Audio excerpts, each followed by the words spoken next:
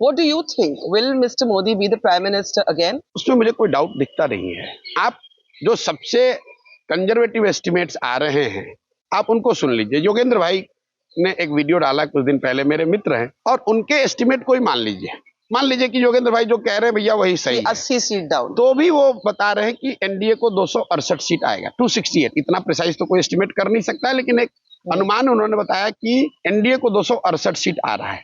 तो भाई देश में संवैधानिक प्रोविजन जो है उसमें सरकार बनाने के लिए तो 272 ही चाहिए। अब देखिए ये माइंडसेट का बेसलाइन का कितना असर होता है। अगर मोदी जी को 268 2014 में आता तो लोगों ने कहा भाई देश में मोदी की आंधी है। आज अगर 268 योगेंद्र यादव जी बता रहे हैं तो वो कह रहे हैं भाई मोदी बिल्कुल खत्म हो गया। ये तो आपने बेसलाइन एडजस्ट कर दिया ना, और ये बेसलाइन आपने नहीं एडजस्ट किया, ये मोदी जी ने चालाकी से आपको एडजस्ट करा दिया। पार्लियामेंट में खड़े होकर ये कह दिया कि इस बार 400 पार।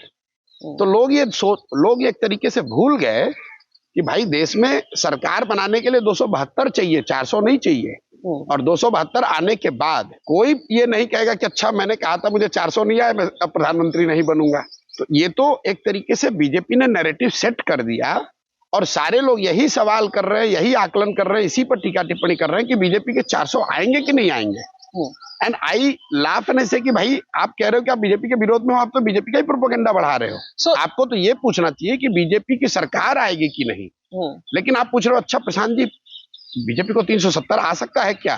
भाई सरकार बनाने के लिए 272 सीट चाहिए, और अगर आप मोस्ट कंजर्वेटिव एस्टिमेट के हिसाब से भी एनडीए को, भाजपा को 250-60 भी अगर आ रहा है, एक बार को मान लो, तो भी सरकार तो उन्हीं की बन रही है। तो अब विपक्ष वाले ये कहेंगे अच्छा हमने उनको रोक दिया, 10 सीट कम कर दिया। वो तो ठीक है भाई, आप 10 सीट नहीं भी कम करो तो जमीन पर उनके खिलाफ माहौल, मोदी जी के खिलाफ, बीजेपी के खिलाफ धीरे धीरे माहौल जो कभी उत्साह का होता था वो धीरे धीरे डिसअपॉइंटमेंट या थोड़ा बहुत नाराजगी की ओर वो टिल्ट हो रहा है पिछले 10 साल से।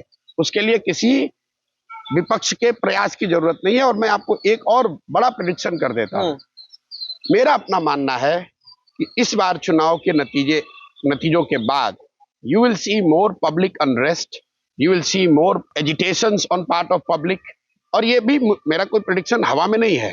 आप पहले 5 साल देखें मोदी जी के 2014 से लेकर 2019 तक, सिर्फ एक विषय पर पब्लिक प्रोटेस्ट हुआ, वो लैंड एक्विजिशन का मामला था।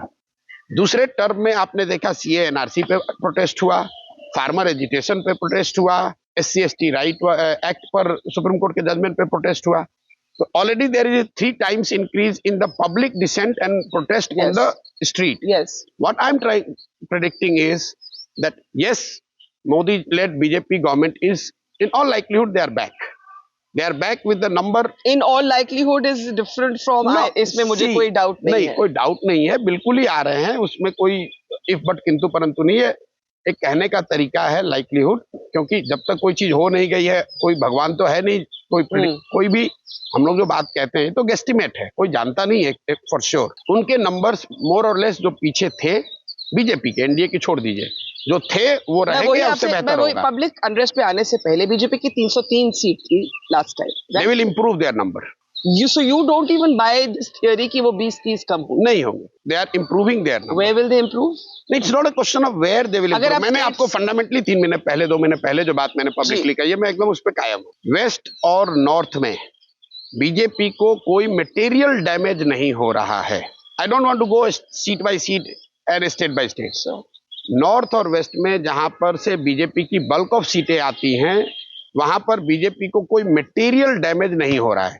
बहुत चर्चा हो रही है महाराष्ट्र की, मैं थोड़ा आपके दर्शकों का ध्यान उस पर खींचना चाहता हूं। जो सबसे ऑपोजिशन के ऑप्टिमिस्टिक नंबर हैं वो बता रहे हैं कि महाराष्ट्र में ऑपोजिशन अलायंस को, एमबीए को 20-25 सीट आ जाएगा।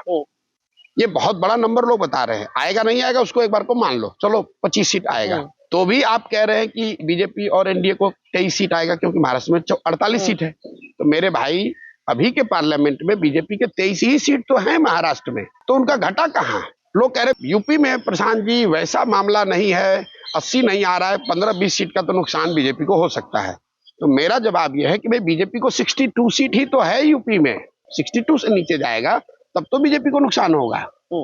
तो आपको बेसलाइन ध्यान में रखना है। भाई बिहार में बीजेपी के 17 सीट है, कोई आपको ऐसा एनालिस्ट मिला जो ये बता रहा है कि बीजेपी का 17 से नीचे जा रहा है? अगर ये कम होगा तब तो बात बनेगी। कुछ लोग कह रहे हैं राजस्थान में बीजेपी को बड़ा झटका लग सकता है। चलो एक बार को मान लो 5 सीट कम हो जाएगा तो भाई उड़ीसा में 5 सीट बढ़ जाएगा। कुछ लोग कह रहे हैं हरियाणा में इस बार बहुत लड़ाई है, 4 सीट फंसी हुई है। नया वर्ड क्या है, फंसी हुई सीट, मतलब टाइट फाइट। टाइट फाइट को ही लोगों ने जीत मान लिया है। देखिए कैसे लोग कह रहे हैं ना मोदी जी का प्रोपेगेंडा, ये मोदी जी का प्रोपेगेंडा है। प्रोपेगेंडा का आलम यह है जी कि कांग्रेस के जो लीडर हैं, बड़े लीडर, वो कह रहे हैं प्रशांत जी हरियाणा में 4 सीट पर कांटे का मुकाबला है। मैं कह रहा भाई हरियाणा जीतोगे कब ये बताओ ना। अगर 4 में कांटे का मुकाबला है, अगर मान लो राजस्थान के 10 सीट पे कांटे का मुकाबला है, law of averages will tell you कि 5 से 6 सीट कांग्रेस उसमें जीत जाएगी। 5 सीट आप राजस्थान में अगर जीत भी गए, मान लो एक बार को जीत गए, उससे क्या सरकार के सेहत पे फर्क पड़ेगा? भाई आपको ये कहना है कि हम राजस्थान जीत रहे हैं, राजस्थान में हम 20 सीट जीत रहे हैं, हम गुजरात में 15 सीट जीत रहे हैं, महाराष्ट्र में 40 जीत रहे हैं, तब तो सरकार बनाओगे। So you believe the BJP on its own will either have the same, roughly the same numbers or improve its tally? Yes.